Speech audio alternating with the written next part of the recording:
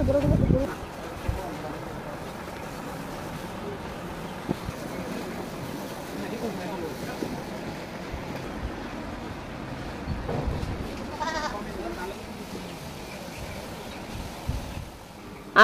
আলাইকুম, কেমন আছেন সবাই? আশা করছি যে যেখান থেকে ভিডিওটি দেখছেন সবাই অনেক অনেক ভালো আছেন।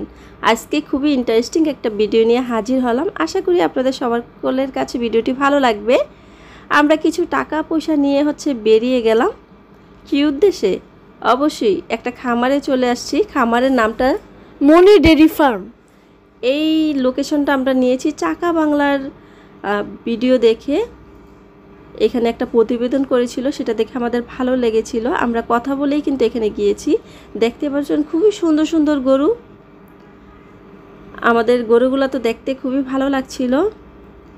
আর অভিজ্ঞতাটা একটু পরেই শেয়ার করছি। এখানে এই গরুগুলো নাকি সবই সোল্ড। তো ওইখানে একটা গরু মাত্র দেখিয়েছিল, একটা দেখে তো আর পছন্দ হবে না। এইখানে চলে আসলাম।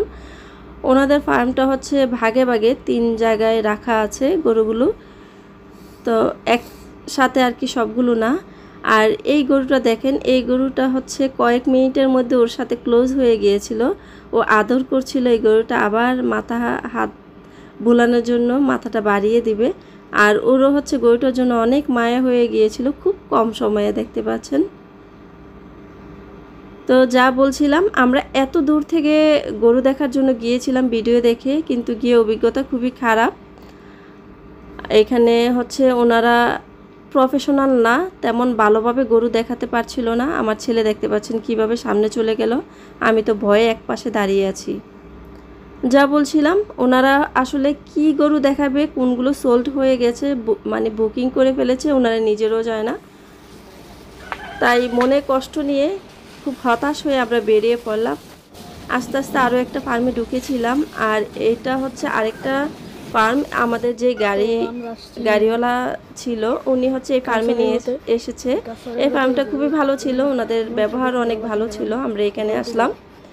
এই যে একটা গোলাপি কালার মহিষ, এটা কিন্তু অনেক বড়। ভিডিওতে দেখা যাচ্ছে না, মানে বোঝা যাচ্ছে না কতটা বড়। আর ওই পাশে একটু ছোট সাইজের গরুগুলো রাখা আছে।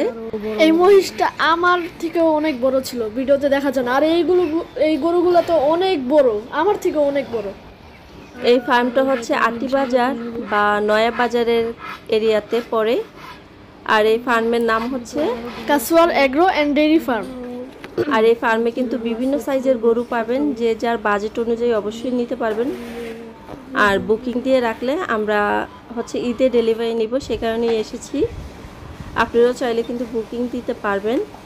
আর যেটা বললাম যে সব বাজেটের গরু পাবেন, এটাই সবচাইতে ভালো দিক। আর এখানে কিন্তু গরু, ছাগল, হাঁস, মুরগি, কবুতর, পাখি, তারপর বিড়াল, কুকুর সব আছে। মানে বাচ্চারা একদম এনজয় করে দেখতে পারবে।